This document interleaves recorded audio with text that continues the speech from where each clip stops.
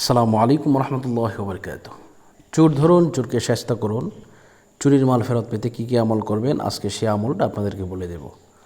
তো আপনারা নিজেরা অনেকেই আমাকে ফোন দিয়ে বলেন যে হুজুর আমার এই সমস্যা সেই সমস্যা, কিন্তু আপনারা নিজেরাই এই আমলটা যদি করেন ইনশাল্লাহ আপনারাই আপনাদের চুরির মাল ইনশাল্লাহ বের করবেন। এবং এটা হাদিস দ্বারা প্রমাণিত।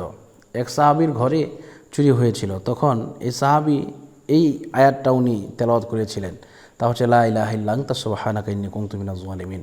অথবা আপনি যদি ডিপ্রেশনে থাকেন, আপনার কোনো মাল আপনি পাচ্ছেন না, খোঁজাখুঁজি করেন, তাহলে ইনশাল্লাহ আপনি এটা পড়বেন, ইন্না লিল্লাহি ওয়া ইন্না ইলাইহি রাজিউন। অনেকেই বলেন যে হুজুর এটা আমরা পড়তে পারবো কি না। কেন আপনি পড়তে পারবেন না?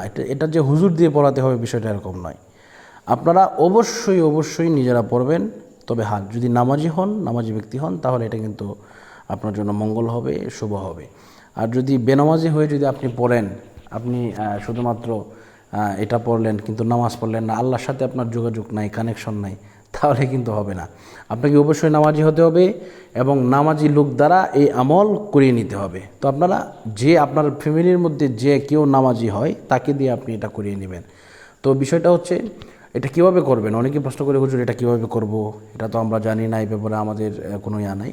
হ্যাঁ, আপনারা প্রথমে অজু করবেন। অজু করার পরে বিসমিল্লাহ সহ সূরা ফাতিহা একবার, বিসমিল্লাহ সহ সূরা ইখলাস 3 বার, কয়েকবার দুরূদ শরীফ পাঠ করার পরে আপনি এটা পড়বেন, লা ইলাহা ইল্লা আনতা সুবহানাকা ইন্নী কুনতু মিনাজ জালিমিন। এটা যখন আপনার 100 বার হয়ে যাবে, প্রতি 100 বার পর আপনাকে পড়তে হবে ফাস্তাজাবনা লাহু ওয়া নাজ্জায়নাহু মিনাল গাম্মি ওয়া কাযালিকা নুনজিল মুমিনিন।